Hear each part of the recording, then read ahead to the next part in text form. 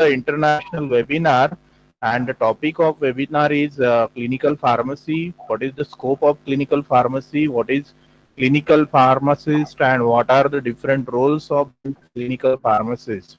So, further before further proceeding, I also welcomes to our uh, guest, today's speaker, Dr. Pravinkumar Ingde sir. Uh, he is with us from Malaysia. So during this COVID-19 pandemic, there is an increasing demand of this clinical pharmacist in European country, and these clinical pharmacists play important role in the healthcare system. They assist, or we can say that they work with the physicians, and they play important role in the community healthcare as well as in the hospital management. So from today's webinar, you will come to know what is the clinical pharmacist, what do clinical pharmacists do, and how do clinical pharmacists care for the patient. Apart from this, you also will get the knowledge about this branch of pharmacy, that is clinical pharmacy, which has very important role in this kind of pandemic situation. And being as a pharmacist, what are the future scope for your career in this branch? So Praveen sir will ignite your minds for this session. During this webinar, he will focus on different aspect of this clinical pharmacy. So this is an just short means a little bit um, uh, short approach towards the focusing this branch and igniting your young minds irrespective of that your career. I would like to thanks to the Praveen sir for being with us. So for further proceedings, over to Sagar sir. Thank you, sir, for giving a short brief regarding with the today's our intention to organize this webinar. I request all the participants here, as like that of the Zoom application and the GoTo meeting application, there is no such kind of the access binding mode for not presenting any kind of the presentation over here. So I request only our host and guest and the resource person can only going for the presentation. So other peoples are requested to please not to log in with the presentation now. Only our guest and resource person will going to present over here. Now I would like to invite our Assistant Professor Panchade Madam to please give the introduction of our today's resource person.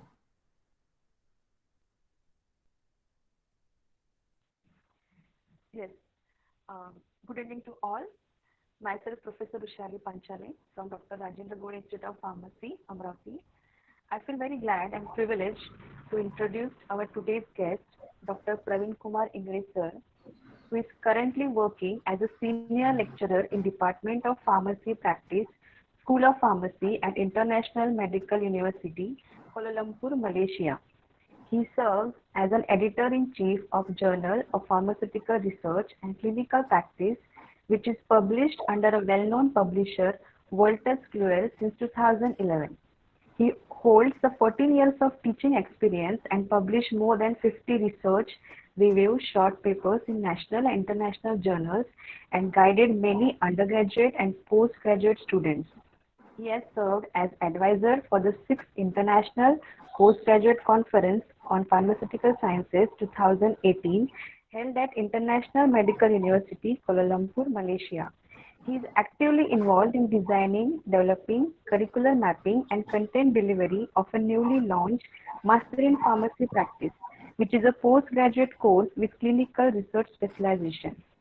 and also contribute to other healthcare programs like postgraduate diploma in diabetes management and education.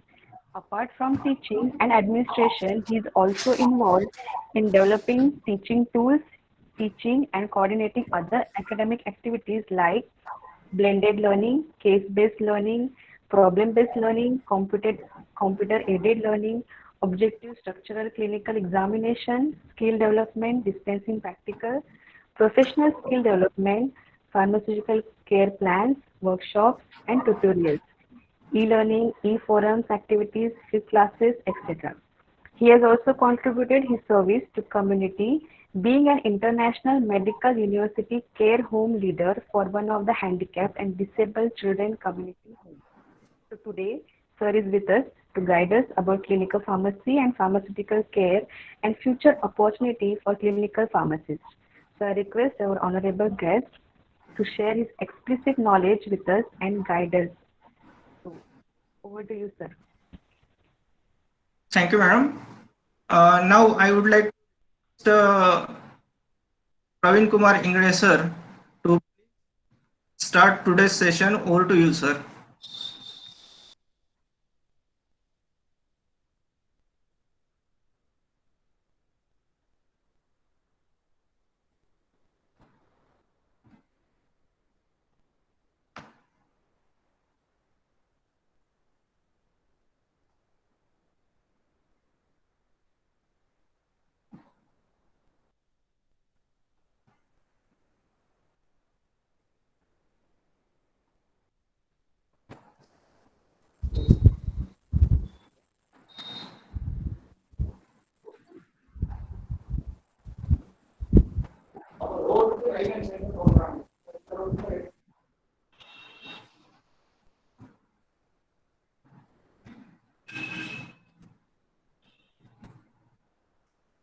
Yes, sir.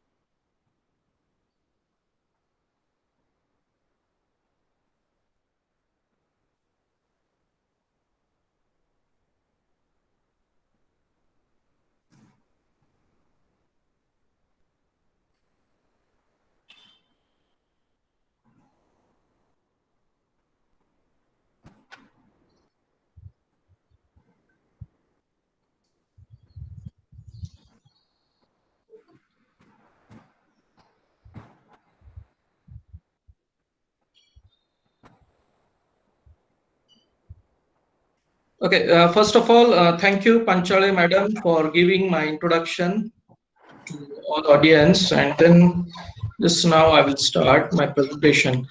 So yeah, so good evening everyone, and hope you all are doing well in this pandemic scenario. And thanks for inviting me as resource person for this today's international webinar. So at the outset, I would like to thanks to all the management team members of Dr. Rajendra GODE Institute of Pharmacy and Dr. Rajendra GODE College of Pharmacy, Amravati. I would like to thanks to Dr. R.L. BAKAL sir, Professor Sawarkar, Professor AJMIRE, Professor ANDE sir, and Professor GULHANE sir for their efforts to organize this today's international webinar. And at last but not least, dear all pharmacy students and those are watching this online webinar. Okay, so regarding coming for this today's topic, that is clinical pharmacy, pharmaceutical care, and opportunities for clinical pharmacists. So regarding this today's topic, I tailored the content to match the need of Indian curriculum, and hopefully it will be beneficial for all the students. So it is not only related with the PharmD students, so it will be also useful those are in pharmacy. So it might be like D Pharm or B Pharm or PharmD or post-baccalaureate student, or those are MPharm in pharmacy practice. So here my focus is particularly about the clinical pharmacy and how is the growth is going in Indian scenario. So in this presentation, I given my own opinions, and also I use some literature, my own experience to learn from it. So in that way, I'm presenting this my today's topic. So I'm presenting this topic not only in consideration with the student and faculty, but also keeping being good human being in mind. So whenever like possible, I try to mention and quote some example with the clinical relevance, so that you can understand this topic very well. And I think, to my opinion, it will be beneficial for you. It will be helpful for you to get better understanding and also the thinking. So this presentation is only for educational purpose and not for commercial use. So with these short things, I will start with the presenting this topic. So whenever you are thinking about the clinical pharmacy, and so it's like one discipline out of pharmacy practice. So pharmacy practice is an umbrella term, and in that a lot of the different disciplines are coming. One of the discipline is clinical pharmacy. And whenever you are thinking about the pharmaceutical care, so pharmaceutical care also involves many components, so that we are going to see now in this today's presentation. And at the last, you are more eager to know about the future role of the clinical pharmacist, because now in India still we are growing in that direction. And so in coming time, I feel that I felt like there will be a good growth for the clinical pharmacy students. So this is just my YouTube video, so you can watch other YouTube video that I delivered in this pandemic time.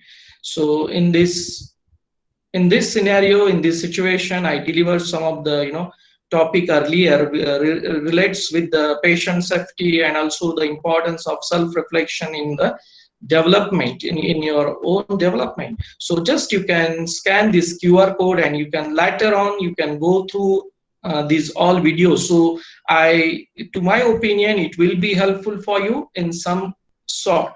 Okay. So yeah, this is the quote that I prepared, and I developed my new skills. So just I'm telling to you, this one I developed in this my 2-3 months of time period. So this quote is regarding live in present, think about future, and learn from reflecting on your experience. So it applies to all. It's not only related with the pharmaceutical education, but it's related to your day-to-day life. So as we are having this pandemic scenario, that's why your college taken an initiative to have the online delivery, and then I am delivering the content online. And this is the opportunity we got because of this situation. So always we are thinking in a positive way and in different perspectives. So that is the thing, how you can move forward. So in this case, you need to nurture your brain. So as a pharmacist, again, you need to be think accordingly, like how you're updating your knowledge regularly and how you're thinking in a positive way.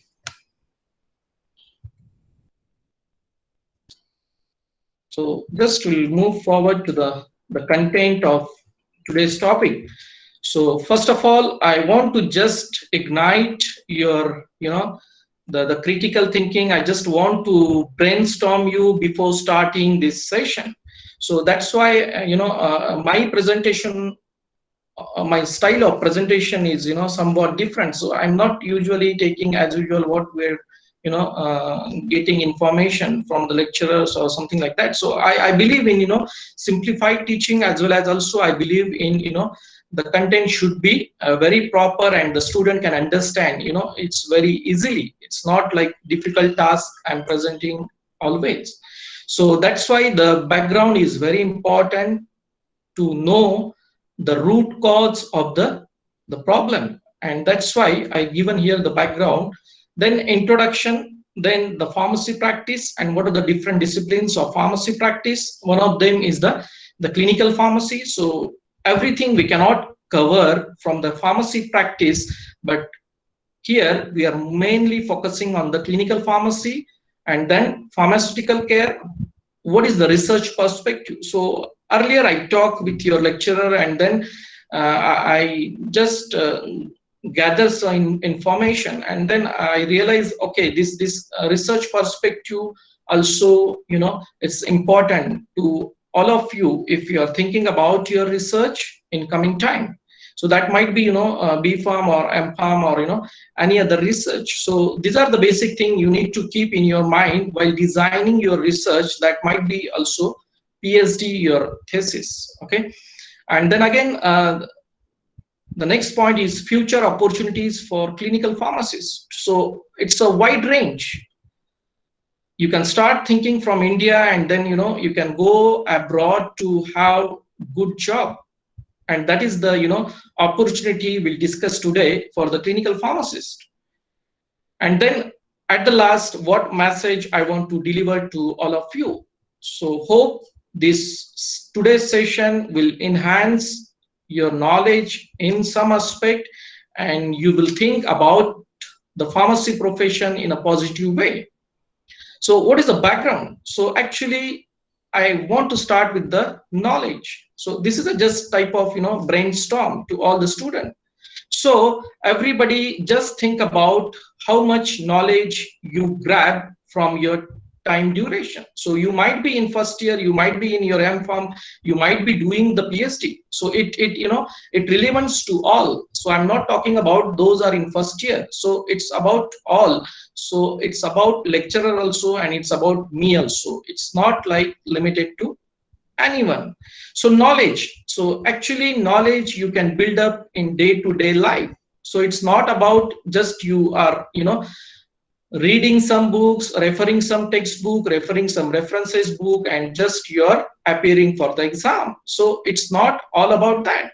But knowledge will, knowledge will help you to sustain at any point of time, whenever is a challenging time. So knowledge is the one thing you can survive in all the condition, in any condition. So for that, you need to assess yourself. You need to assess regularly that how I am moving forward in my career or in my particular student life. So you need to assess yourself. Rather, somebody is telling that you are not performing well.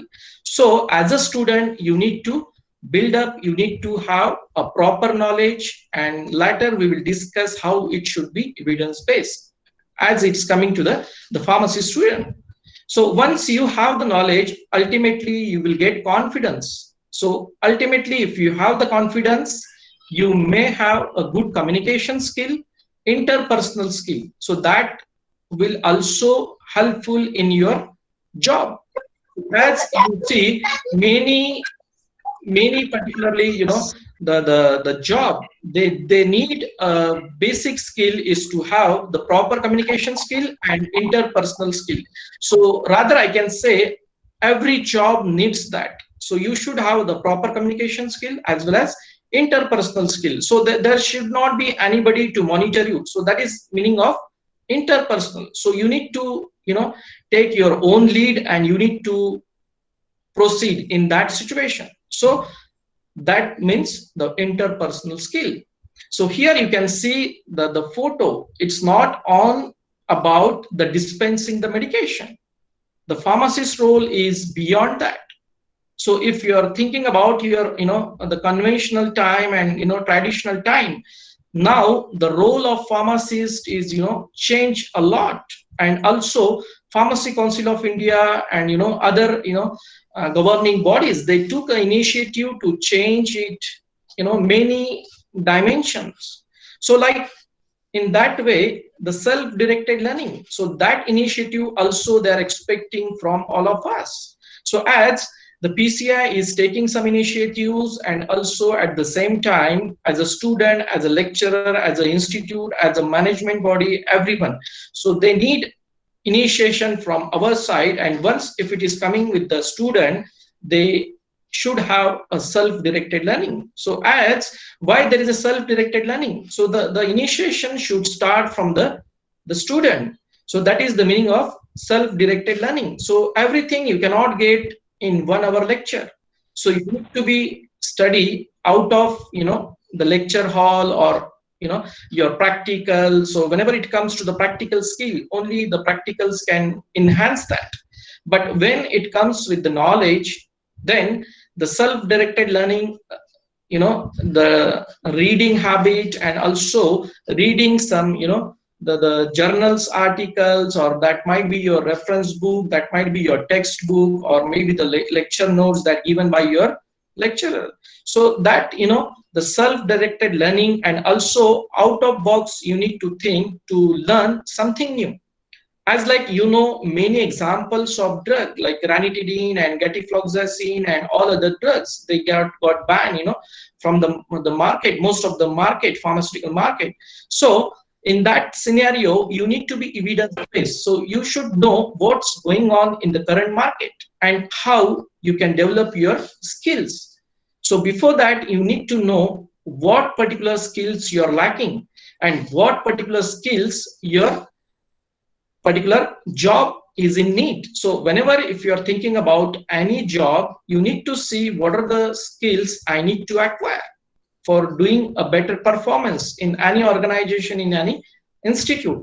So this self-directed learning is a lifelong process, and also it will help you to enhance your knowledge, and you will be innovative in that case if you're just following the time. So be with time, don't get behind the time, and in that case you will be innovative and you will be different from all other people.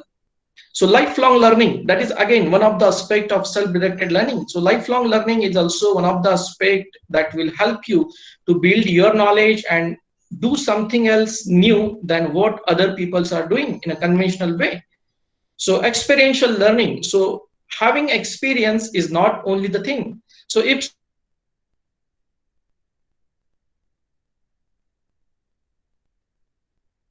grow, you can take any example in community, you can take any example. So those having more experience, it's not meaning that they knows everything, but the thing is that how they are going to correct the mistake they did in their past life. So that is the experiential learning aspect.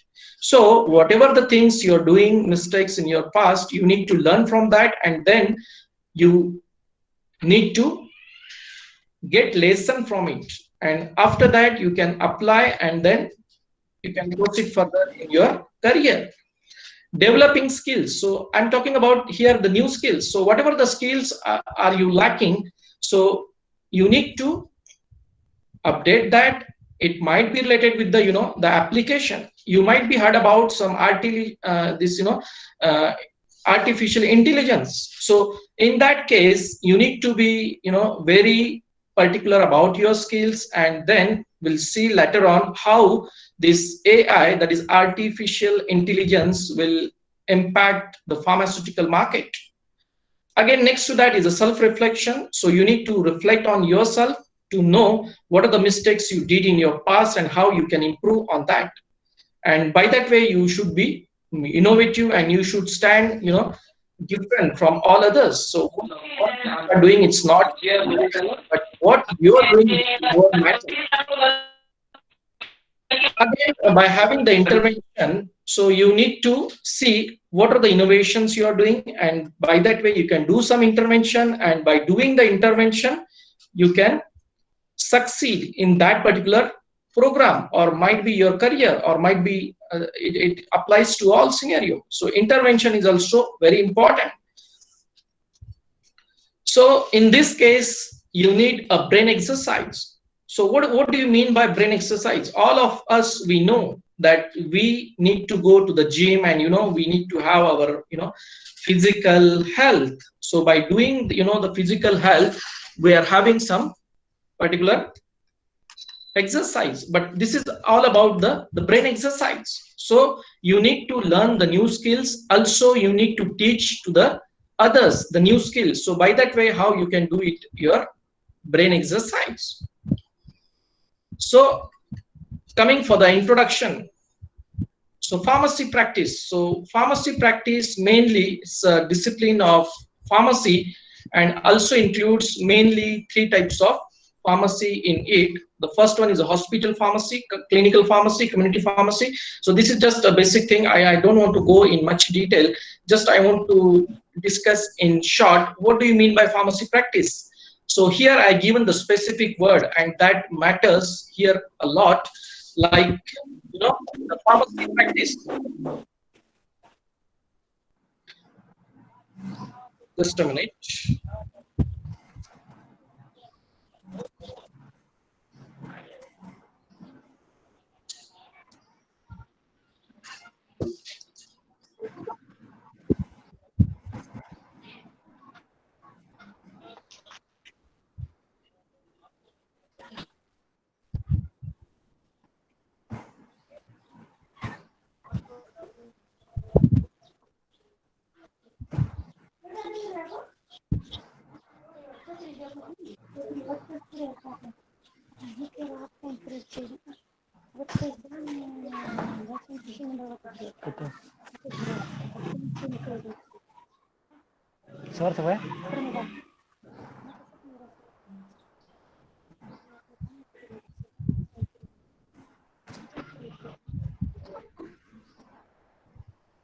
Sir, I think so. There is a slideshow get off. So okay, I think other people, they have the access. So maybe you do some setting that others cannot interfere in that. Okay, sir. Okay, sir. Can you please? Yeah. Otherwise, it will create the problems. If they're not supporting us, and then it will go wrong.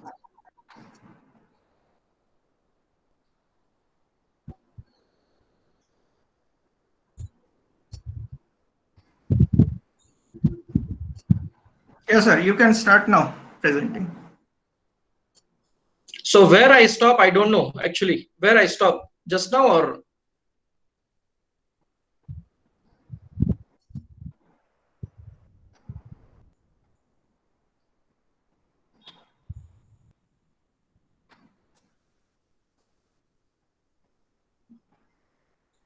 Slide, sir. This discussion is going on. now okay? Yes, sir. It's completely visible. Okay, thank you. So we talk about the other, our background, and hope so you know the things like brainstorming for this topic. So whenever you are coming for this pharmacy practice, so pharmacy practice mainly what we discuss about the 3 main branches is a hospital, clinical, and community pharmacy. So pharmacy practice mainly is a discipline of pharmacy, and it helps to develop the professional role of a pharmacist. So as we discussed earlier, it's not all about the dispensing of the medication, but in a new era, there are a lot of roles of clinical pharmacist in it. As if you're thinking about the hospital pharmacy, mainly it comes with the procurement, storage, dispensing, and distribution of the medicine. And as clinical pharmacy, it is mainly patient care oriented, and also it includes and optimizing medication therapy, also promotes the health and disease prevention. So clinical pharmacy, you can see the role of clinical pharmacists to optimize the medication therapy. So it should be evidence based, and as it should be outcome based. So it's all about the positive outcome. So in that way, we are making sure that the patient is not getting harm, and at the same time it is considering to be patient safety. So as you know that WHO, they started the campaign last year in 2019, the patient safety. So everyone is they are taking some initiative to have a good patient safety. So it's not all about only the doctors, but everybody needs to be involved, and by that way we can have a better patient safety. So last one is a community pharmacy. So public access to their medicines and advice about their health and disease prevention. So community pharmacy setup, particularly, it's sometimes it's called as retail pharmacy also. So in many countries, the community pharmacy is not only dispensing the medication, but they have their own setup to have the counseling for the patient. And also they're doing some type of basic blood test, like, diabetes patient. So doing the random plasma glucose or doing the fasting plasma glucose. So some of the community pharmacy, the retail pharmacy, they started already this particular initiative. So in India, maybe some of the the city, they already started with these services in their community pharmacy, but still some they need to start. So self-assessment. So as a pharmacist, so all those are watching and those are online. So just think about your self-assessment as a pharmacist. What you know about the medicine. So as a pharmacist, we are the medicine expert. As you are studying now, and maybe later time you're going to do your job, maybe in organization, maybe in some industry, maybe you're going to be a lecturer, and maybe in the academics, or maybe you're going for your further research. So in that case, what self-assessment is needed? So in self-assessment as a pharmacist, I just quote here one example. So just think about that. If you have gone through my previous slides, because my presentation is somewhat different, so don't expect answer in this session itself. I will ignite your mind, and then you need to go, and then it's like homework. Okay, and as a pharmacist, you need to think about that, and that is the way how we can improve. So everything I won't relieve actually in this intentionally in this my session.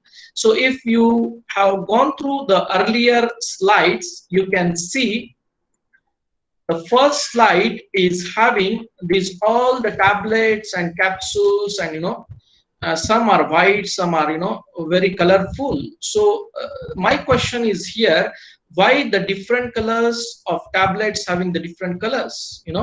So that is my question here. So you can just go back and then refer the literature, and then you can enhance your knowledge why there are different colors, why all tablets are not white in color.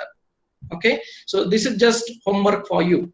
So self-assessment, coming for this point, self-assessment as a pharmacist. So do you know about the storage of medicine? So how you're going to store your medicine, how you're guiding to your patient. Say suppose you're a community pharmacy, say suppose you're a student, and maybe some of you may have some patient in your home itself, those having the diabetes, and maybe using the insulin injection, or maybe any other formulation. I will give the example one by one. So as I'm a diabetic specialist. My most of the research in diabetes area. So I prefer to give the diabetes related the examples. So here just I want to quote one example, like how we are storing our medication in the fridge. So in the door part, or maybe inside the compartment in the fridge. Okay, so you need to think which is the ideal place to store the medication. So obviously door is not the right choice, because a lot of time if we are opening the door, it may fluctuate the temperature of the formulation. So some formulation, if you are looking at, is like example amoxicillin. So amoxicillin will be there in a powder form, and if we are reconstituting it with the saline, and then we are making a solution of it, so we need to use the solution within 7 days of time period, and also we need to store properly that amoxicillin solution, right? So as a pharmacist, your role is very important to educate the patient So that is one of the aspect of self-assessment. So are we doing that as the patients in your home itself? But as a pharmacist, are you giving advice to them? Are you having proper guidance to them? Even though I did some research earlier in my time period in my career, so I just conduct one survey related with the medication disposal. So most of the pharmacists, they are not aware like how we can dispose the medication properly. So that is the case. As a pharmacist, you need to be updated, and then you need to know about medicine. So because this is your profession, and then you need to maintain it. So only the thing like knowledge can improve the things. So coming again to the storage of medicine, if say suppose some patient, diabetic patient, want to travel, so how he can carry that particular insulin with patient? And in case if he is taking some insulin meanwhile the traveling, in case of hypoglycemia, what particular steps he need to do? Say suppose he have the hypoglycemia, so in that case he should have some the sugar product, so might be candy, might be chocolate, so by that way he can maintain his sugar level. So that is how you can overcome on the hypoglycemia. Okay, and these are the the example I want to just ignite, that as a pharmacist you should know there are lot of components are there, but only I specifically I took here the storage of medicine, and just I want to let you know that how you can start thinking, and as a pharmacist what particular education you need to give to your patient. So it will be relevant to your patient, it will be relevant to your the relatives or your those are suffering from that particular disease condition. Again, I just quoted here some of the example of drug interaction. So as some of you may aware about the warfarin.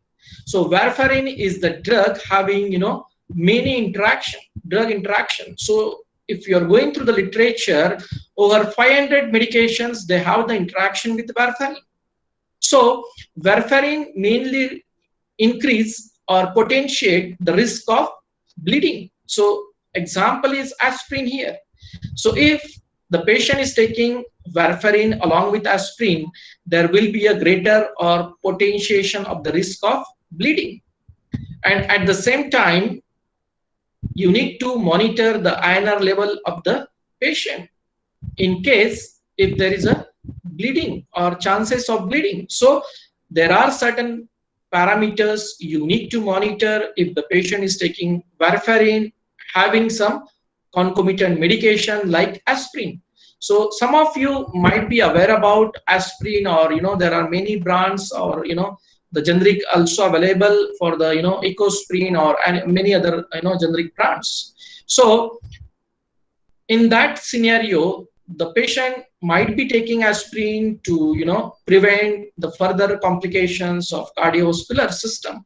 So in that case, as a clinical pharmacist, what is your role? So you need to monitor the patient. So sometimes some drugs are given even though we know the drug interaction is there, but we need to monitor the parameters. So in this case, we need to monitor the parameter like INR level, or also what comorbidity the patient is having, what concomitant the medication the patient is receiving, and accordingly we need to dose adjustment depend on the prothrombin time and also the INR level, that is the international normalized ratio. So INR and prothrombin time is very important parameters to be monitored in those cases that having the warfarin or aspirin or any other drug if they don't have the right choice to use for that particular patient. So what I'm meaning to say here is that you need to improve your clinical skills. So as a student, you need to improve your knowledge, you need to improve your clinical skills, and also there are many softwares you can use to check the drug interactions. So many hospitals, they have their own system. They are using Medex or Micromedex or Lexicon. They are having again some website like Medscape or many drugs.com, so they can check is there any interaction, drug interaction in the prescription.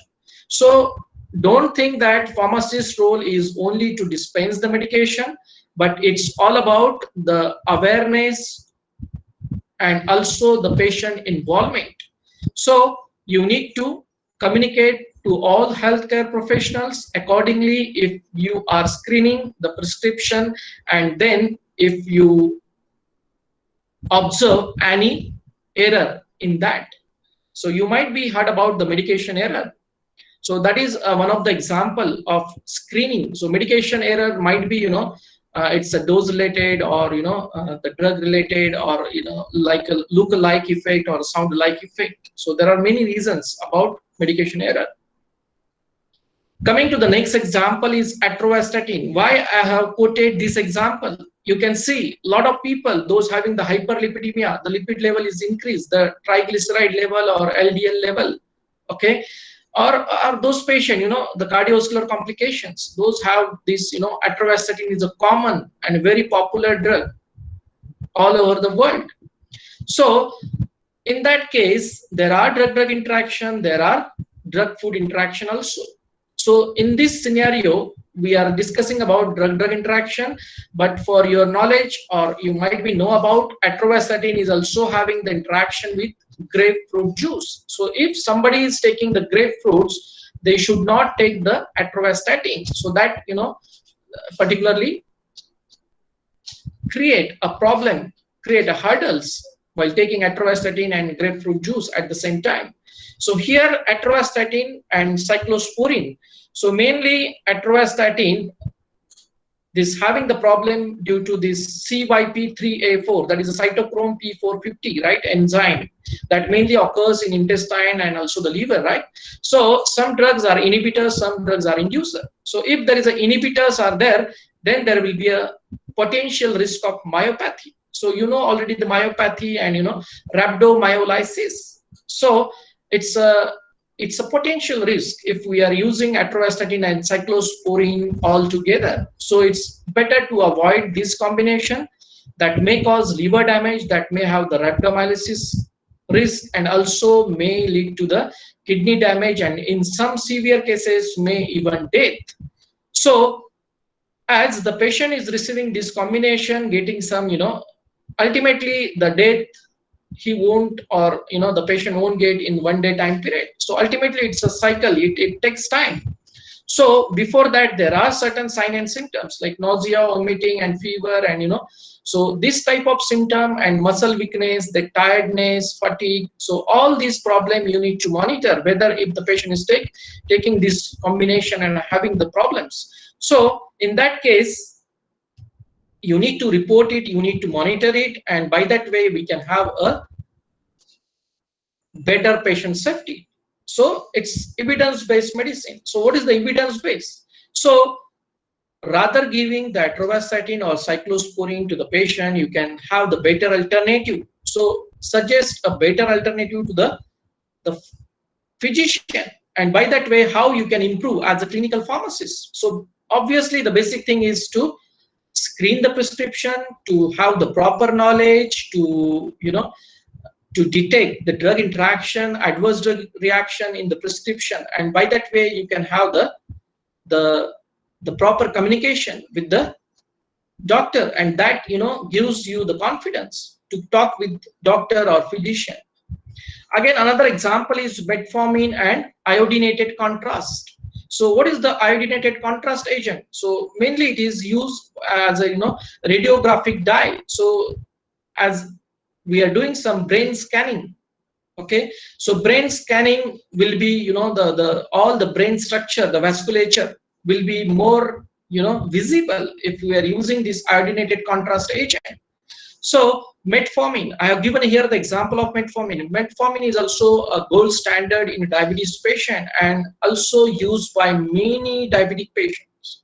So in that case, if they have some brain related problems, or then in that case, if they're having the metformin and using the iodinated contrast agent at the same time, so that may induce nephropathy and also the risk of getting lactic acidosis.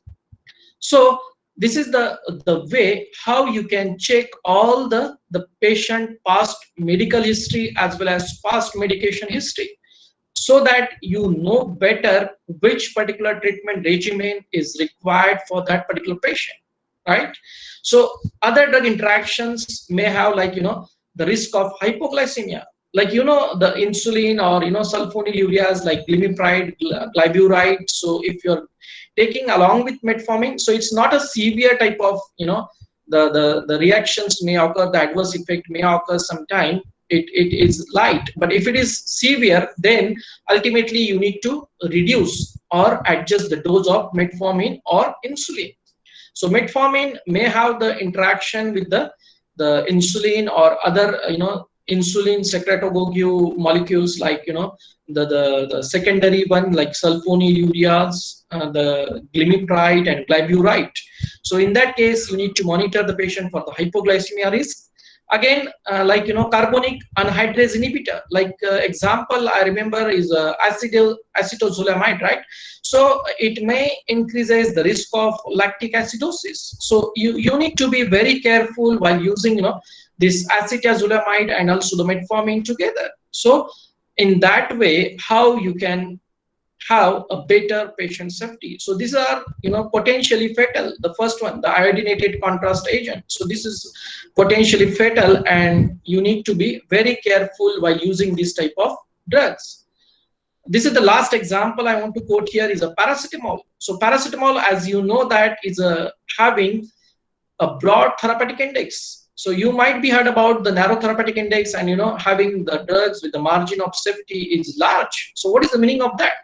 So actually the digitalis is a narrow therapeutic index. So if you are increasing little bit dose also, it may lead to the toxic aspect, right? So it may lead to the toxic aspect of that drug. So you need to be very careful in that particular aspect of using the narrow therapeutic index. Here, this paracetamol, even though it's the margin of safety is bigger, but still this paracetamol, sometime it's a rare condition, but still sometime in some patient, those are using warfarin plus paracetamol, the anticoagulant effect may enhance while using the paracetamol and warfarin at the same time.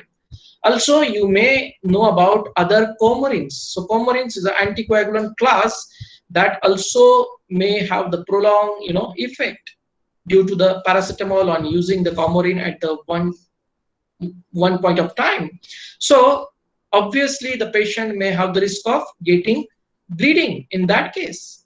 So some example, the other drugs like metoclopramide and domperidone, it's a very common drug we are using for the nausea, vomiting sometime.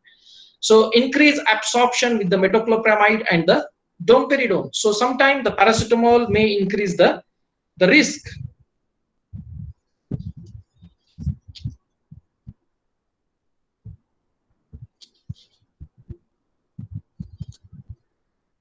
So I think again my presentation slides is getting problem here.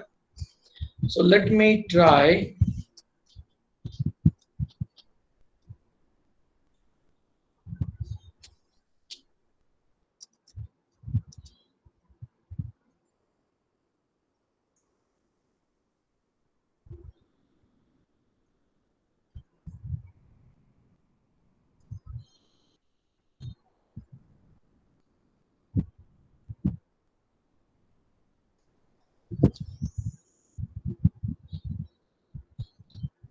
Okay, just let me try now.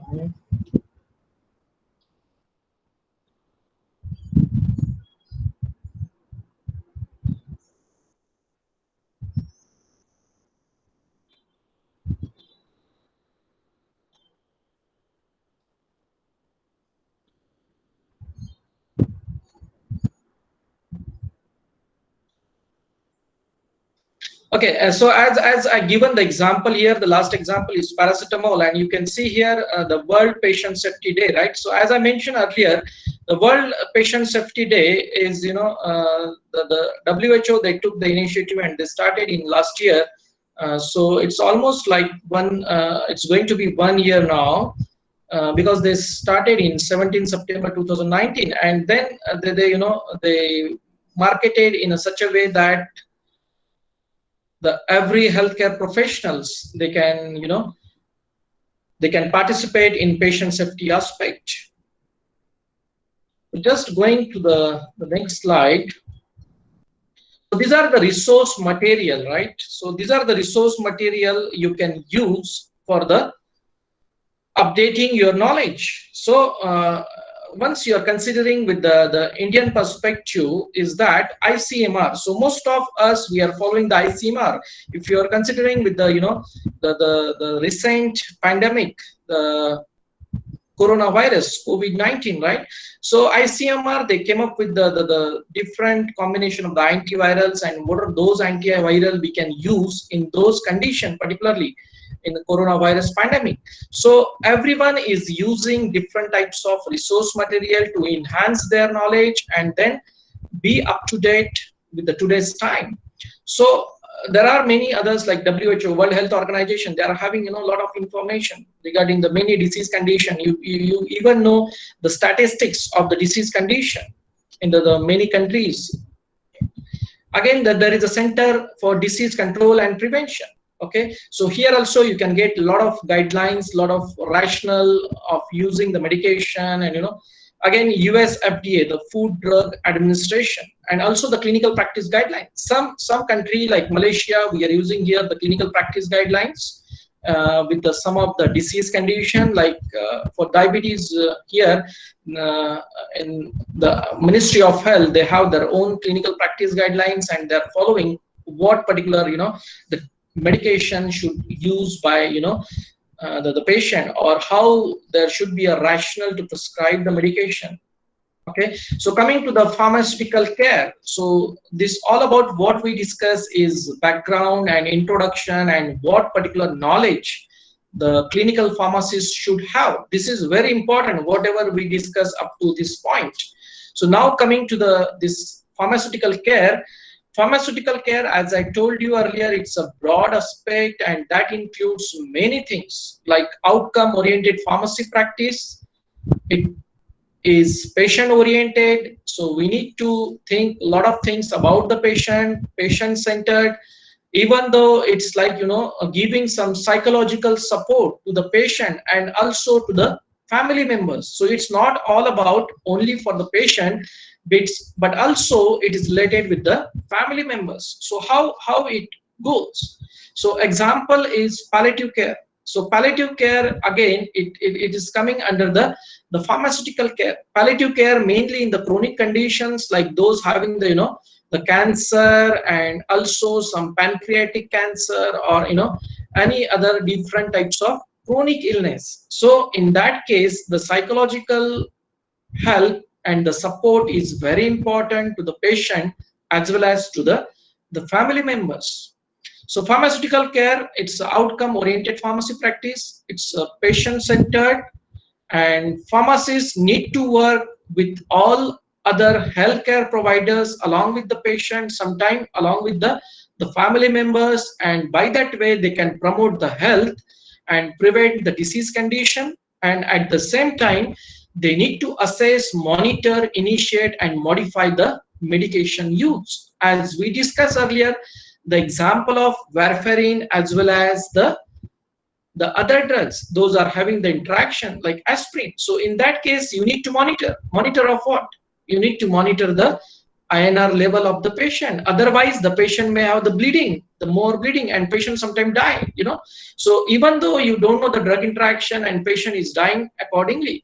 So there are many reported cases. Those are having the patient harm, and even though the patient and those relative doesn't know why the patient died. So this is the need of time, and you need to be aware as a pharmacist. You need to be more aware that what type of care we are giving to the patient. So at the last is drug therapy regimen safe and effective. So that's why it should be safe, it should be effective, and ultimately it should be having a less cost to the patient. So nowadays you can see many generic medicines are also available. So even though some doctors, they are giving the branded medicine, but still the government also initiated the the initiation, and they are telling us to use the generic medicine in some of the aspect because of the cost effectiveness. So what are those elements of pharmaceutical care? So pharmaceutical care mainly involves the professionalism from the pharmacist. So it might be the hospital community or clinical pharmacist. So you should be, well professional with your profession as well as the patient care. So you need to be more involved in the patient care. You see now in the pandemic situation, everybody is talking about the nurse and then the doctors and all other healthcare professionals. But even though the pharmacist role is not reflecting here. So why this is so? So we need to be more proactive in those scenarios, and also we need to be involved in more patient care. So as I given a lot of example earlier, we need to educate the patient, our patient accordingly, and we need to have the self-initiation. Also our efforts need to be more about patient safety. So obviously to achieve all these things, you need to have the more moral ethics in your profession, as well as you need to know what is wrong, what is right. As like the basis of pharmacotherapy is risk to benefit ratio. So we are selecting the medication depend on risk to benefit ratio. So there are many risks to the patient if we are initiating some medication. So at the same time, we need to know what are the benefits the patient is getting. So if the benefits are less and risk is more, obviously we are not going to start that particular medication therapy to the patient. So you need to be moral, moral and ethics about your profession. Clinical decision making. So sometimes you need to make a decision. So clinical decision making involves a lot of things, like all healthcare professional, as I told you earlier, it's not only related to the patient, but sometimes you need to involve the family members to take some clinical decision. It's all about the surgery or any other, the major operation or any other relevant things. So in that case, clinical decision making is one of the important elements of the pharmaceutical care. Equity in healthcare. So everyone should go and get the equal treatment. It's not all about the rich person or the poor person. So everyone should get the equal treatment in the healthcare setup. Okay. So coming to the next point is the patient data collection. So what actually needs to be done in regards with the patient data collection. So as you may doing your research, or you're having your clinical placement, or you're having your clinical attachment in the hospital. So it's not all about, I'm talking about the family student, but also the other B.Pharm student, and also those are relevant to this. Okay, so patient data collection. So why you need age, why you need to have the age of the patient, sex of the patient, occupation, and all other parameters. So there is a reason for all these parameters. So whenever you're taking the info from the case report form, you need to collect all the information. I will give some example here. The allergy status. Say suppose somebody is having allergy to the sulfamethoxazole or sulfa drug. So you need to know that, like, this patient is having the sulfa drug allergy. Again, the family history. In case of diabetes, you should know that, okay, father or his mother is suffering from the the diabetes. Social history. Sometime, some drugs may have the acceleration of their metabolism if the patient is smoker. So that comes in social history, right? Some patients are drinking alcohol. So you need to know the social history of the patient in that regards particularly. So say suppose patient is having asthma. So theophylline is a drug. If the theophylline you are prescribing to the the patient those having the smoking habit, so ultimately the theophylline won't give you the therapeutic effect. as the smoker having, the metabolism of theophylline is more accelerated compared to the all other patient, those are non-smoker. So you need to update your knowledge accordingly, and you need to know why we are taking all these parameters into account and why we are, proceeding in that way. Medical and medication history, as we know that medical history is also important. Like you should know as a pharmacist what particular operations or surgery done in the past time. Also, what are the medication the person is taking from a longer duration. So say suppose, as I given the example, aspirin and warfarin. So sometime the patient might be taking aspirin from a longer time due to the prevention of the cardiac complication, and then suppose today the doctor wants to start with the warfarin. So in that case, you should know that, okay, this patient is having, warfarin earlier. Already the patient is using the warfarin. So in that case, you need to be more cautious to monitor INR level, and that patient should not have the bleeding. So that's why these all elements of pharmaceutical care are important. Medication adherence. So like, the many patient you can see, they are not adherence to the medication due to various reasons. One of the reason is cost. Some they don't want to invest, or they don't have the money to invest on taking their medication, and filling their prescription every month. So there are a lot of reasons in the the all other different setup.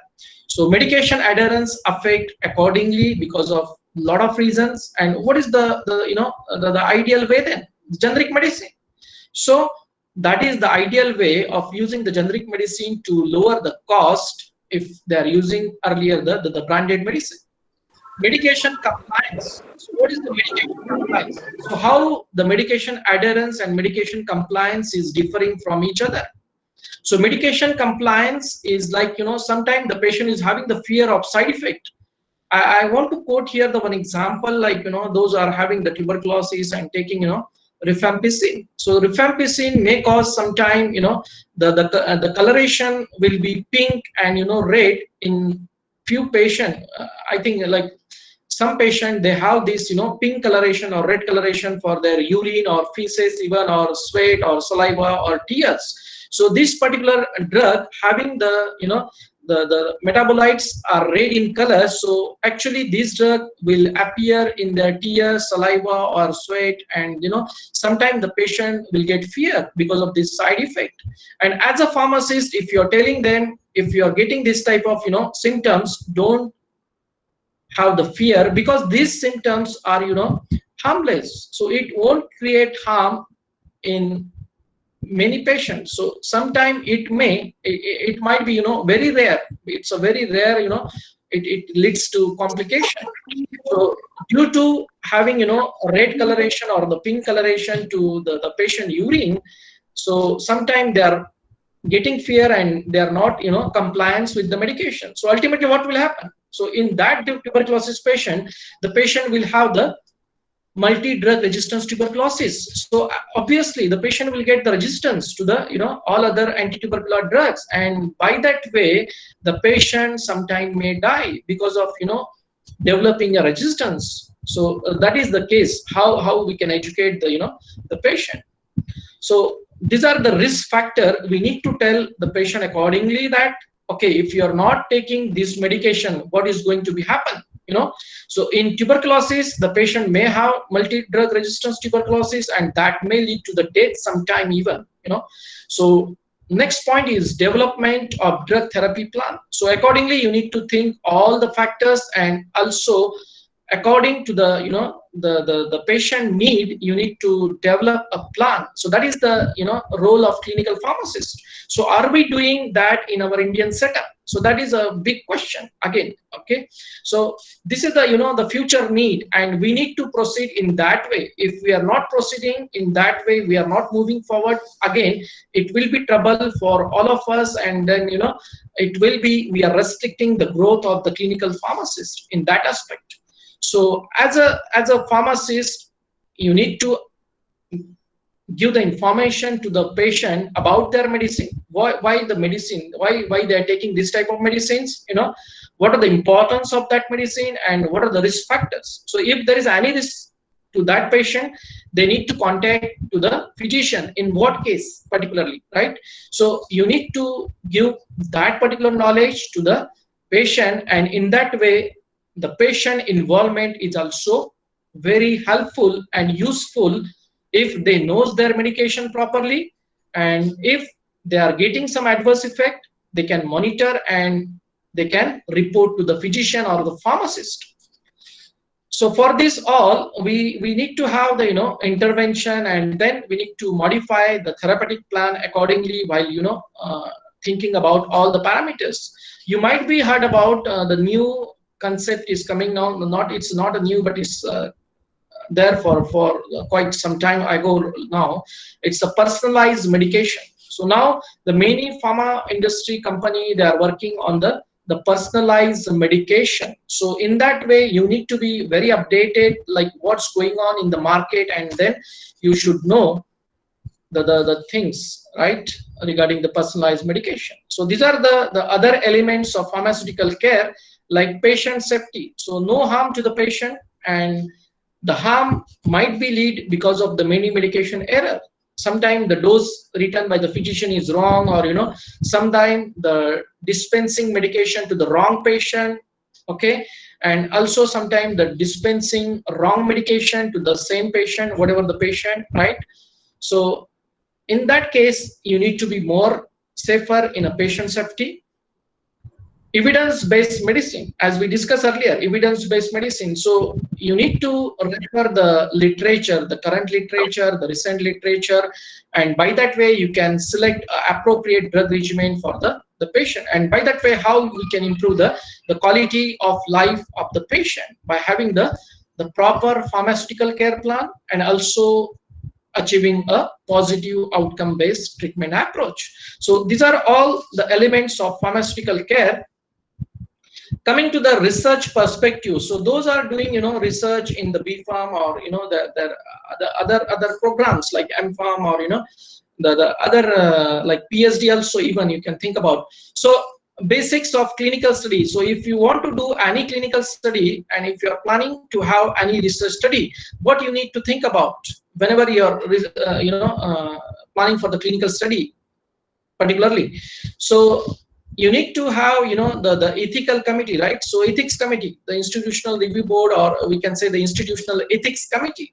So whenever it comes to the academics, institutional ethics committee will approve the all proposals that is submitted by the student, research student. So in that case the process will start accordingly, and then you need to frame your research question accordingly. You need to have the proper objective for your clinical study, and it's not like whatever the research done earlier you're repeating the same, but something it should be innovative in that way. So assessing obvious things is not the proper way. So where does research start? You can see while reading a lot of articles, the question mark will be there, or the word will be there, unknown. So what is unknown? So say suppose in some research, these are the things are not revealed yet, or it's unknown. So from there, our research start. So find out the research question first to do your research. That might be for your UG level, or that might be for your PG level, or might be for the PhD. So do your research accordingly, things accordingly, and then you can start with your project. So doing pilot study is very important, like you're doing your warm-up while doing the exercise. So warm-up for your research study. So whenever you're planning for your research study, do the pilot study first, and after that you can go for the main study. So that will give you some sort of idea, like what are the things we can improve, and how our research will be innovative compared to all other research done in an earlier time. So sometimes experimental studies and versus observational study. So it's depend on your research question and research objective, what you're going to assess, what you are going to have the answer for the research question.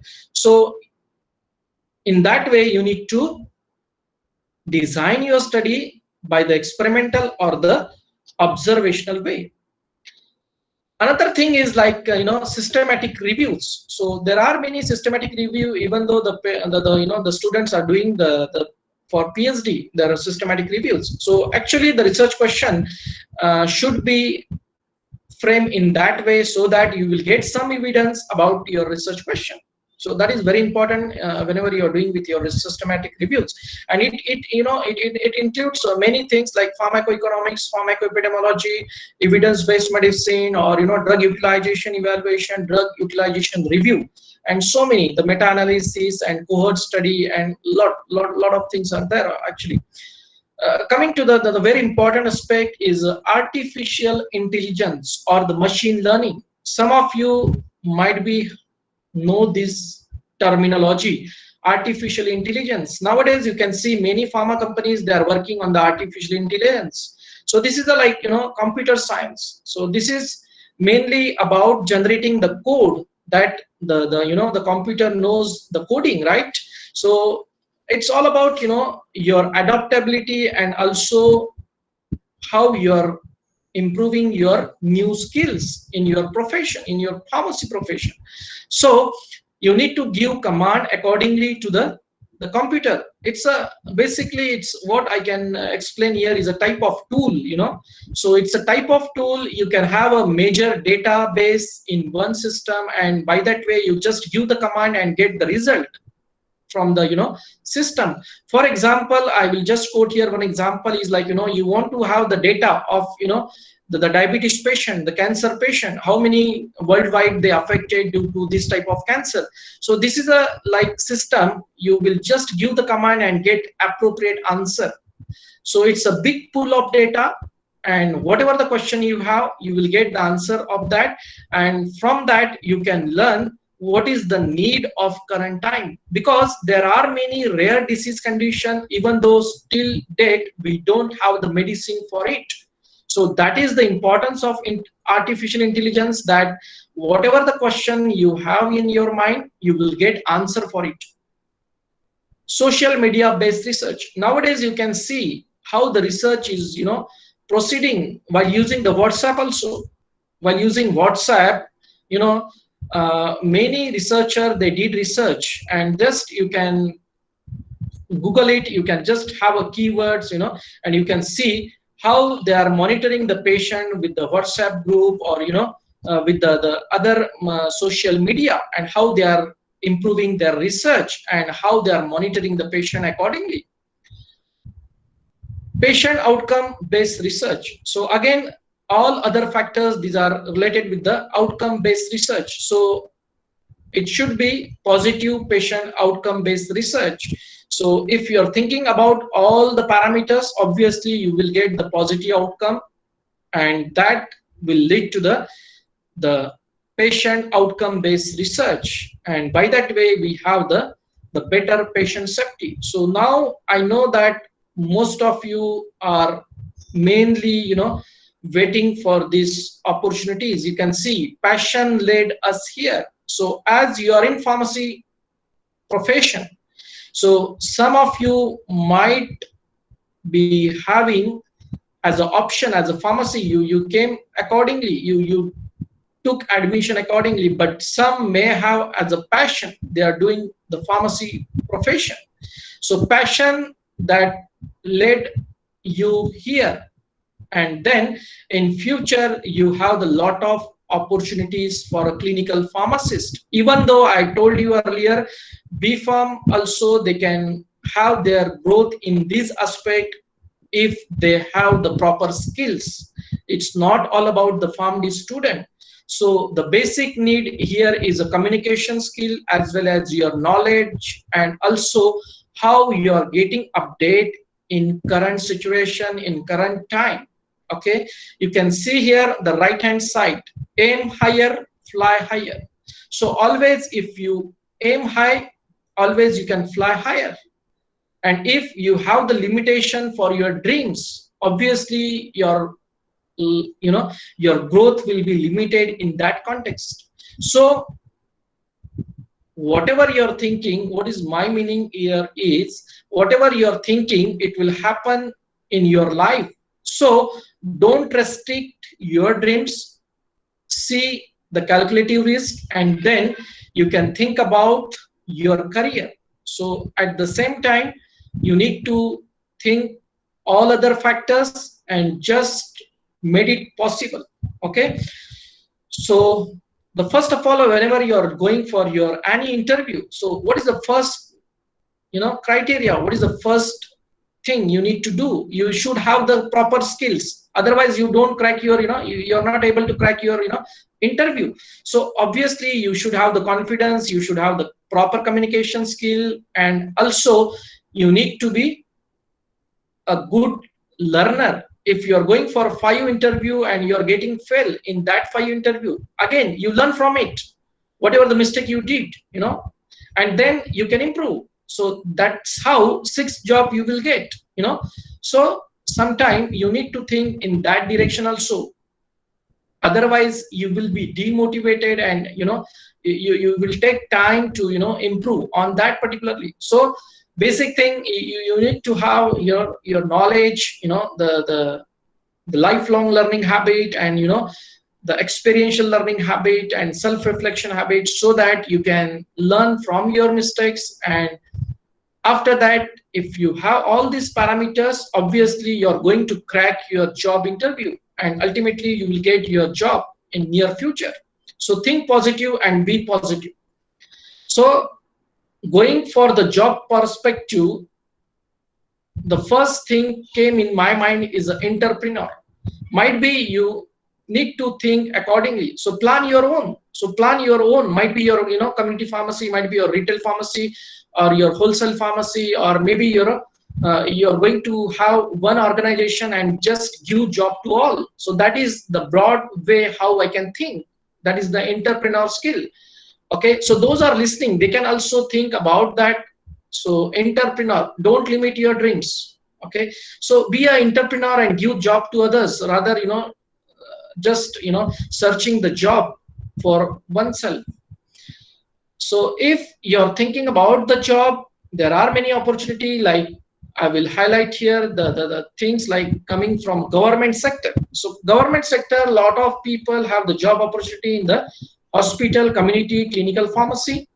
So what you need to do, you can see the UPSC, the Union Public Service Commission, or the PSC, the state level, the commission. So those website you can visit, you can log in there, you can have your password and log in, so that you will get all the updates from them, UPSC site or PSC site. So in that way you can develop your career in the UPSC and PSC, and you will get the current job opportunity for the particular that sector.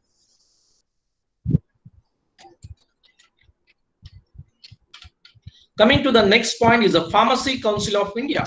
So Pharmacy Council of India also have the opportunity for the pharmacist. Okay, so they are also recruiting some pharmacists for some of the job, job in the PCI office, and also the relevant, the co-organizations. CDSCO, Central Drug Standard Control Organization. So Central Drug Standard Control Organization is a Delhi based, and they are monitoring the adverse drug reaction. All the reports will go to the CDSCO. Okay, so again, the next opportunity will be in the government sector, like Sports Authority of India, or Ayush Department of Ministry, and by that way you can get a lot of JRF and SRF in that way. And there are many, I just given some, like Sports Authority of India and the Ayush, but there are actually many government organization you can get job. Just you need to put the right keywords in the Google or any other search engine, so that you can get the relevant the job opportunities in the sector. Indian Railways, even though you can see the Indian Railways have the pharmacist post in it, National Rural Health Mission, even bank, State Bank of India, you can see, you can Google it, healthcare expert. So as a healthcare expert, you will get also opportunity in the bank sector. So they need advice from the expert, like a pharmacist, like so some aspect you might not aware about, but you need to just think accordingly, you need to search accordingly. Everything is there on your fingertip, but you just need to search it, think it accordingly. So you can see the government sector, a lot of opportunities are there. Only I given some few. Even though you have some airport pharmacy, nowadays the airport pharmacy is also there. You can work as a pharmacist in airport pharmacy. There are many, the community pharmacy chain, retail chain is available in the India. We will see that in the next slide.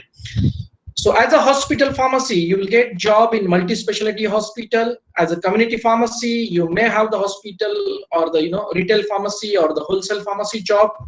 Retail pharma companies, they also have the many chain of the pharmacy, like in India, like more than 20 now they have their own retail pharmacy chain of the companies, and you can work in that as a community pharmacy, or you can have your own with the having MOU with them, having the memorandum of understanding with them. At the same time, you can have the airport pharmacy. Indian Railways have the opportunity to be a community pharmacist. Online pharmacy with the consultation. So now you can see the pharmacy practice regulation that given by the Pharmacy Council of India. So they had some change in the regulation. So consultation, as the pharmacist, you can also have the consultation and you can charge for it. So as I told you earlier, some of the country, they already started with their counseling unit and they're counseling the patient accordingly, and they are getting benefit of it. So that is our main objective, to give the benefit to the patient in a correct way, so that the medication adherence and compliance will be better for the patient. So online pharmacy, this is again new aspect. So one can think about the online pharmacy also, or you can work as an online pharmacy. So here you need to develop your skill accordingly, and then you can start with your online pharmacy, or you can work for those are doing in that sector. Coming to the pharma sector or the industry or the company perspective, the clinical research organization. So you can see a lot of opportunities are there as a CRA, clinical research associate, coordinator, clinical research coordinator. So you may become a team leader afterward that. So like, you can start your career as a clinical research associate. Don't expect, the high salary at the first your appointment itself, but don't compromise even. I can tell that one also. Okay. So don't compromise, and don't also think in the bigger way. So you need to, you need to balance that. So you can start with your the assistant level, like clinical research associate or coordinator level, and then you can think about the team leader and expert associate or manager, even though you can grow up to director or president. It's depend how you progress in your career. So there are many opportunity in the clinical data management, medical coding. Medical coding is also one of the growing component now, the growing, the discipline now in the clinical research organization. So clinical data management is the managing all the data. So whatever the data you're collecting now, as in your student time, in your placement or in your attachment, so that will be helpful to have this clinical data management process. Medical writing.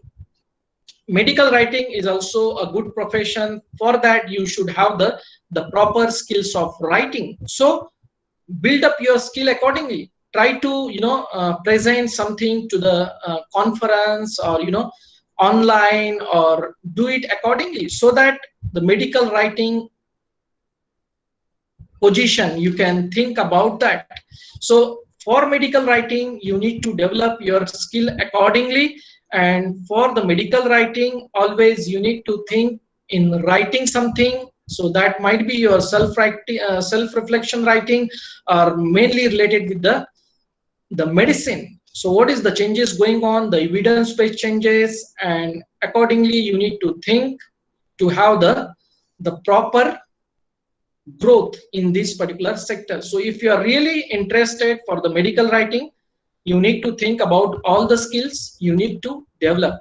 So that might be the medical writing, or might be the medical coding. So coding is, the name itself indicate that it's, you're giving the coding to all the procedures, and then all the surgery, or that might be the any procedure in the medical setup. So it's all about giving the coding and also closely working with the physician. Okay, so that all includes here in the medical coding. Here the another area where you can get the opportunity is the regulatory affairs. So regulatory affairs is there in the CRO as well as in the pharma company, in the pharma sector.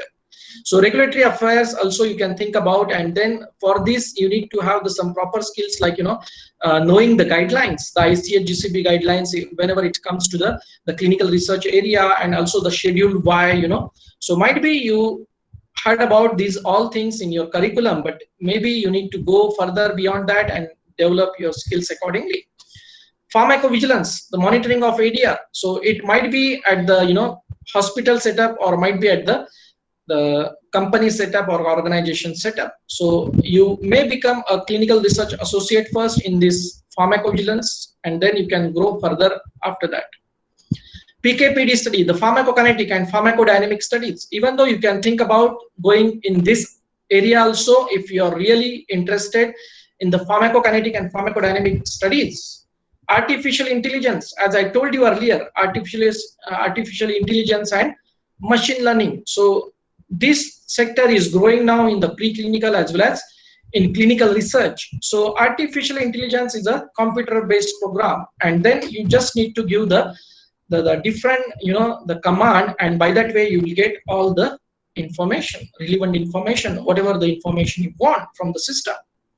So product manager and market research is closely related with each other. The product manager is the manager who doing the research in the product marketing, particularly how we can sell the product, how we can give the competition with the other product. Those are competitor in the market. So basically you need to do some market research. So it start from your skills accordingly. So say suppose for example, I want to give here example is like some bottle having the label. So label is also matters. Sometimes the patient while taking that particular medicine is not feeling well because of that the appearance of the bottle or the color of the label. So you need to think accordingly. So that is the responsibility of the product manager and the market research. Okay.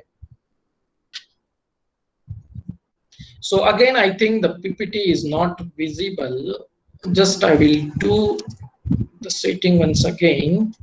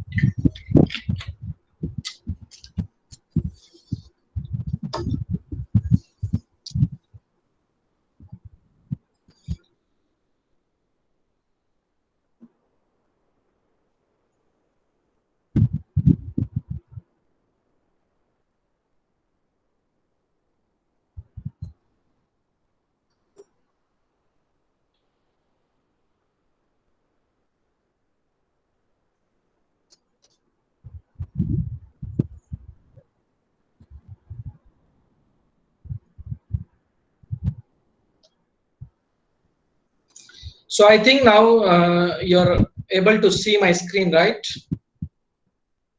So just a minute, I will just, yeah.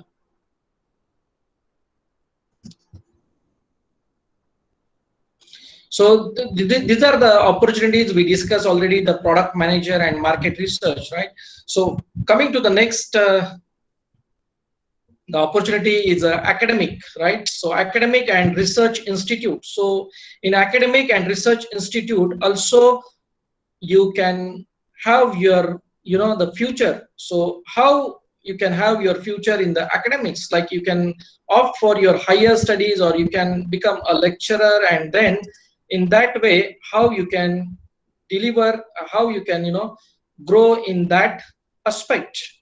So just I will try to share my screen once again. Let us see how it goes. Okay, so now I tried once again.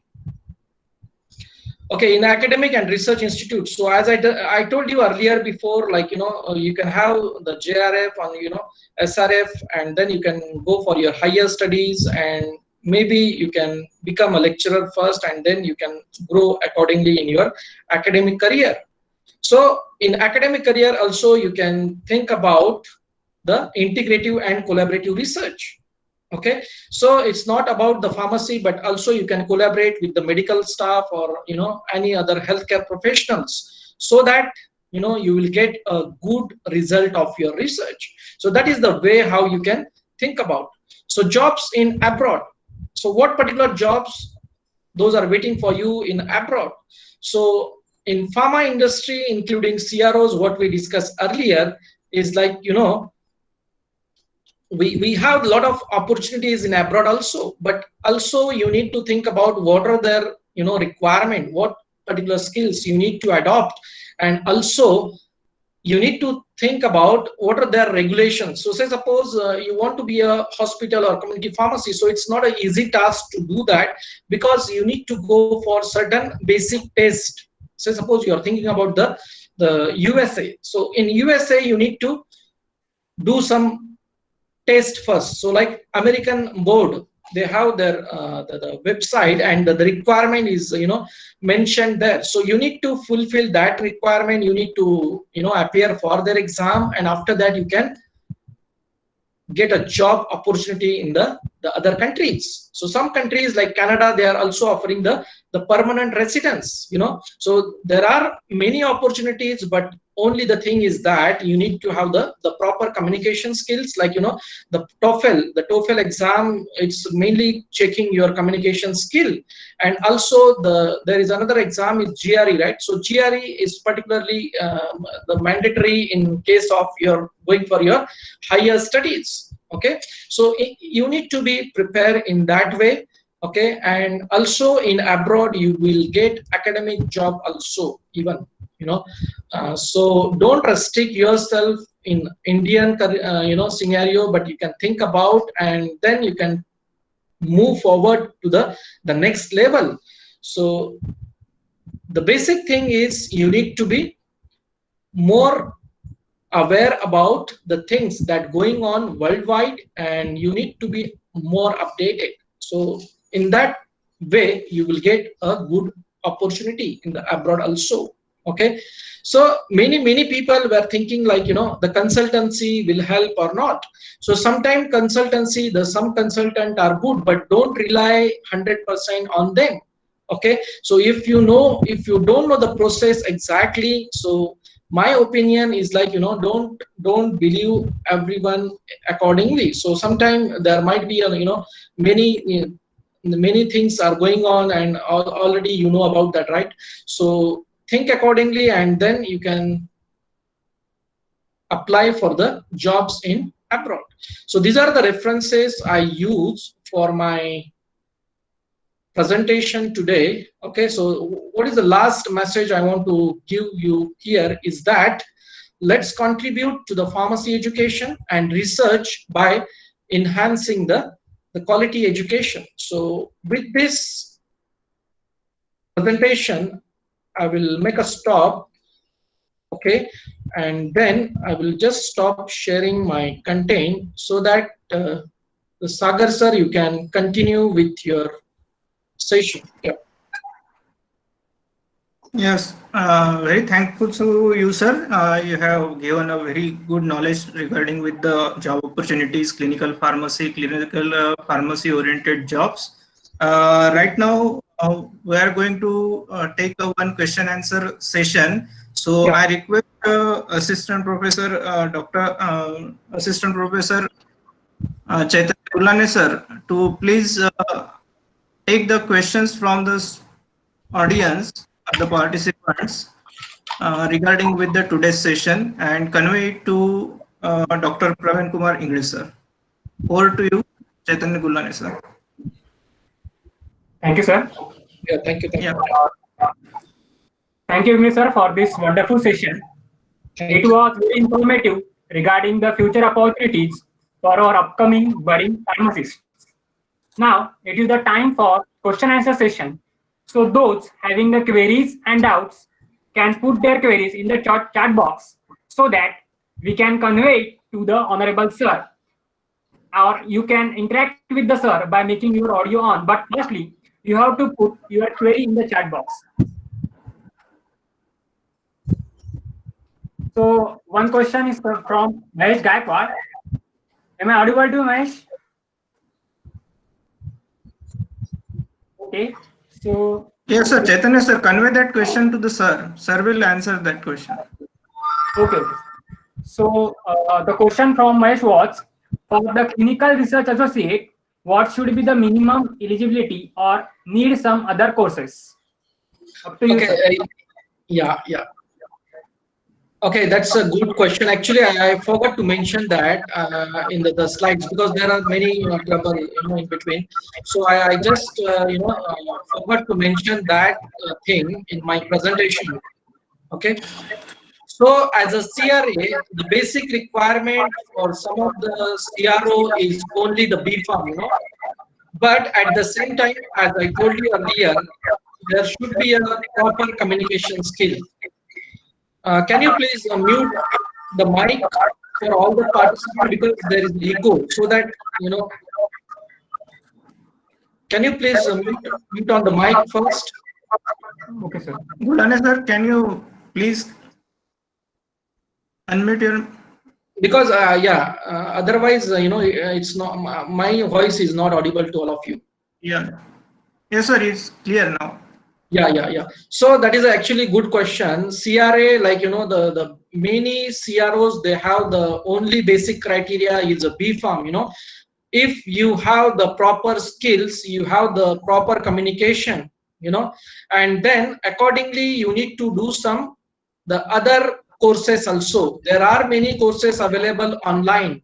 You can see those courses related with the clinical research. Okay, so there are many postgraduate diploma or the professional diploma courses are available in the, but you need to think about which course is having the more impact, the good impact. So accordingly you choose that particular course that will enhance your knowledge, and then accordingly you can take that certification, and obviously that will be helpful to enhance your knowledge and in getting the good opportunity in the clinical research organization.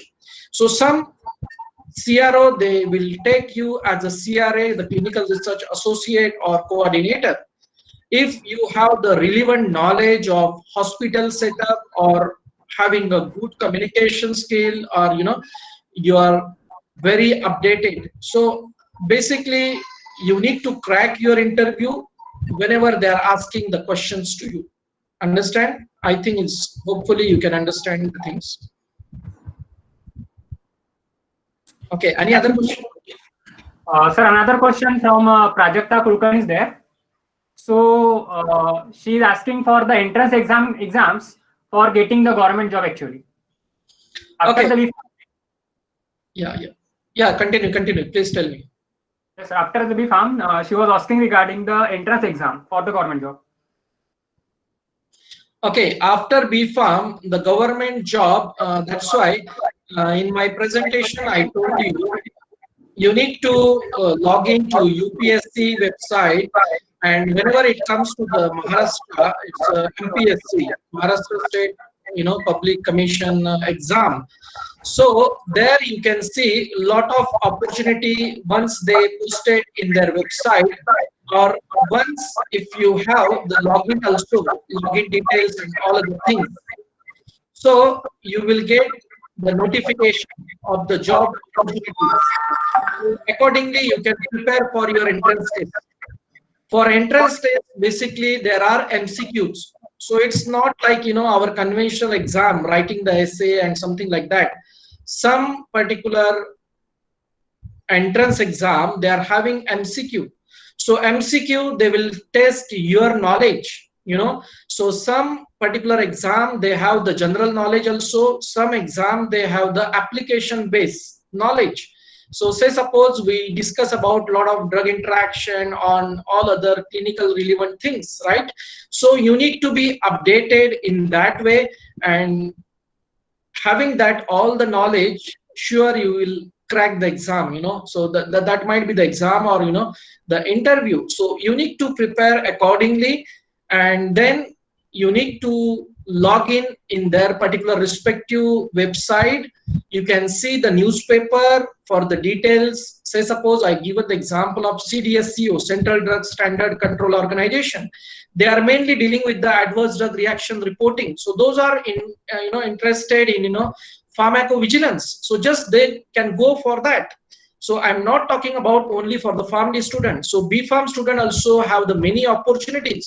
Once you know your target, your goal, so you just try to achieve that. So that is my opinion on it. Okay. Okay. Thank you, sir, for making the concept very clear. Now, another question is from Sumit Rautrao, and he's asking regarding your opinion about the careers in patient counseling, or regarding the patient counseling. Yeah, that's a very good question, and maybe after some time we may see the growth in patient counseling. Even you can see the metropolitan city, they started in India itself, I'm talking about, they started their own patient counseling unit.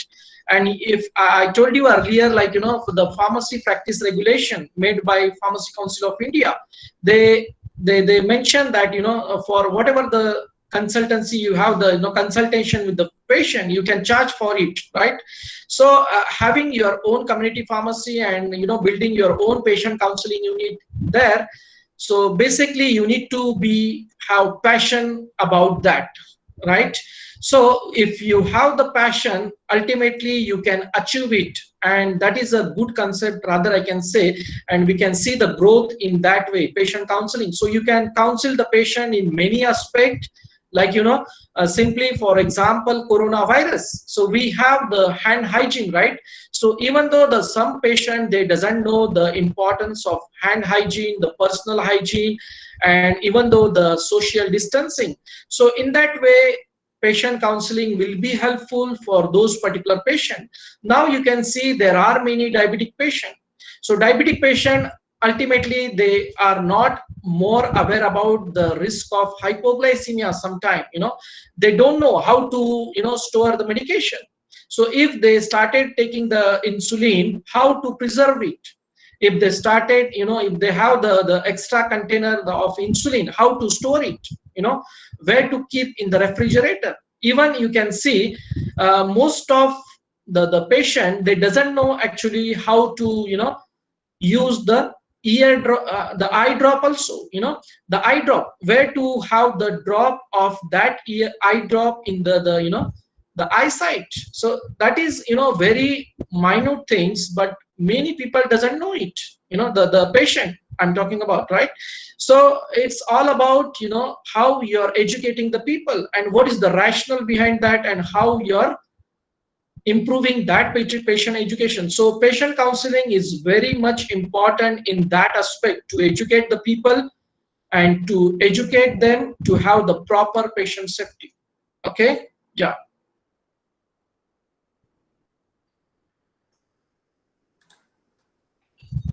Okay, sir. One more question from Vedika Sarobe. So, what are the exams after B Pharmacy for getting the job in abroad? Yes, you already explained regarding the GRE and TOEFL, but should be a little more informative from you. Yeah, so you can think about GRE, TOEFL, NAPLEX is there. So again, if you're thinking about some country like USA, like United States of America, so you can see their pharmacy board, the website, I think NABP.net. So you can get all the relevant information there. And again, with that, you need to appear for the pharmacy equivalent, the exam. So whatever the basic requirement you have in India, sometimes it is not applicable to all other country. So it may vary from country to country. So it's depend where you are trying for your job, right? So if you are trying in US, so just prepare accordingly, just go through their pharmacy website, the pharmacy board website, and then you can prepare. You can see the checklist, what you need to do, what particular test you need to appear. So some country they have the requirement like TOEFL, right? So TOEFL is like English proficiency, how you're speaking in English. So that basic test is assessing your the way of communication you communicate. There are certain the scenarios they will give in that particular test, in the TOEFL test, and then they will assess you how your capability while taking the decision, and on that base, like the interview, they will select you. Okay, so this is all about the country where you want to go. So you need to check their website. Every information is available on the the website. As I told you earlier, it's all about on your fingertip. Just you need to think about in which country you're focusing, or in which country you're planning to go there and have your the career.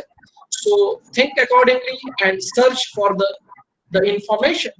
So you will get the right opportunity with the right job, and with the right salary. That is very important. Thank you, sir. The last question from Yashika is there, Yashika Sachdeva. How can a PharmD professional should use his importance in the hospital setting? Sorry, can you please repeat the question? Yes, sir. How can a PharmD professional has its importance in the hospital setting, or the opportunities of PharmD course? Okay, PharmD course, as I told you, the basic thing, you should have the knowledge, communication skill, So you may get the job opportunity in many hospital setup. You can see the many, the Apollo hospital, or, Alpro hospital, or even you can see many, the healthcare setup are there. You will get the job there in that particular hospital setting. So you might be the hospital pharmacist, you might be the clinical pharmacist. It's depend which sector you are interested in. And again, it's depend on the skill that you acquired in your, might be in the B.Pharm or might be in the PharmD in your study time. So basically, it's all about the skills and what particular skills they want from you. Okay, so every job you can see the advertisement, they will be very clear about their the skills that the student should have. So if you have that skill, obviously you will get that opportunity in the hospital setup, or maybe any other clinical setup itself. Okay, so as I mentioned in my earlier presentation, the hospital and community pharmacy, how they are differing from each other. Okay, the clinical pharmacy, they're having the role mainly at the patient centered, and the hospital pharmacy having the role in the procurement and the dispensing and all other things like distribution of the medicine in the hospital, So that how it differs. So it's depend on your interest, and then you need to follow if you are interested in government job, follow the government authority, government website accordingly. Also, you can think about many websites, they are related with the pharma field, and they are posting a lot of job opportunities in all these sectors, So think accordingly and go through all the websites. Okay, the info is available, everything online, so it's very easy. Okay, yeah. Okay, thank you, sir, for your valuable response, and it will be definitely helpful. Now I will hand over the session to the ANDE, sir. That is hand over up to you. Yeah, thank you, Gulhane sir. It's a very good session. The question answering regarding with the clinical pharmacy. right now there is a less importance in India regarding with the clinical pharmacy and clinical research, because most of the things are outsources from India. But real time in India, the clinical pharmacy practices are less. Due to this session, mostly the participant get motivated towards the clinical pharmacy. For this session, near about 556 participants have registered, out of which DPharm student attended near about 241, only 97, MPharm 155. Out of this, 30 are the faculty members, and 63 PhD candidates have participated in this international webinar. From that one, this is a session organized for the clinical pharmacy and future opportunities from the training and placement cell of Dr. Rajendra Gode Institute of Pharmacy. Thanks, sir, for your valuable message regarding with the clinical pharmacy. Now it's the time for the valedictory function. I request Assistant Professor Anuja Mukule Madam to conduct the valedictory function.